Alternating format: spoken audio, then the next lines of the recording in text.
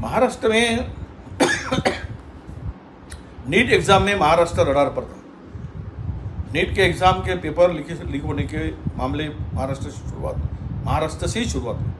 आज ठाणे में टीईटी का पेपर फूटने से फिर एक बार बच्चों में बड़ी निराशा निर्माण हुई है।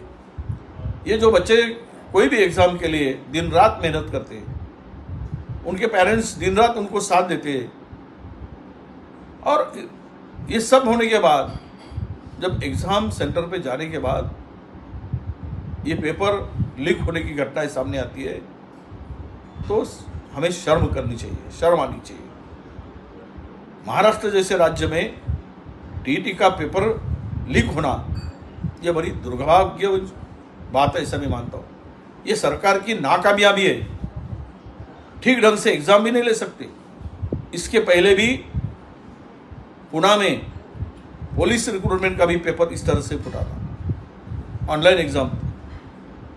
अरे इसे एग्ज़ाम ये करते वक्त, लेते वक्त मुझे समझ में नहीं आ रहा है सरकार की भूमिका के बारे में। अभी अगर तुमको ठीक ढंग से एग्ज़ाम भी लेना नहीं आता है तो सरकार करके उस कुर्सी पर बैठने का अधिकार ये सरकार के पास है क्या, इसका भी चिंतन सरकार ने करना चाहिए। और कल दोषी पे कार्रवाई की जाएगी, पर यह सिस्टम जिनके हाथ में है उनके ऊपर क्या, उनके ऊपर कब कार्रवाई होगी, ये भी सवाल खड़ा होता है। अरे बच्चों के भविष्य के साथ में खिलवाड़ करते हो आप, उनको रास्ते पर उतरने के लिए मजबूर करते हो। नीट के पेपर के बाद में पूरे देश में युवा रास्ते पर आया। आज टीईटी के पेपर में भी वही हुआ है। कल चलकर बच्चों का भविष्य सुरक्षित नहीं है और इसके लिए ये सरकार जिम्मेदार है। यही युवाओं में अभी मैसेज गया है। हम सरकार से आगाह करते हैं कि दोबारा इस तरह के पेपर लीक होने की घटनाएं नहीं हो। इसके लिए पूरी तरह से सरकार ने जिम्मेदारी उठाकर काम करना चाहिए और भविष्य के बच्चों के भविष्य के साथ खिलवाड़ नहीं होना चाहिए, ये हमारी मांग रही है। काय चाललंय महाराष्ट्रात? नीटच्या पेपर फुटीचे केंद्र महाराष्ट्र, टीईटीचा पेपर फुट, आता टीईटीचा पेपर सुद्धा महाराष्ट्रातील ठाणे जिल्ह्यात फुटला। एकीकडे पोलीस भरतीचा पेपर ऑनलाईन तो सुद्धा पुणे जिल्ह्यामध्ये गोंधळ झाला आणि तो पेपर फुटल्याची माहिती आहे।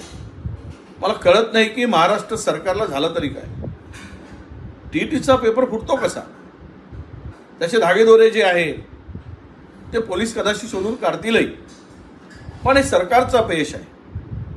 नीट पेपर फुटे असेल, टीईटी असेल, पोलीस रिक्रूटमेंट असेल, यामध्ये सरकारची भूमिका काय?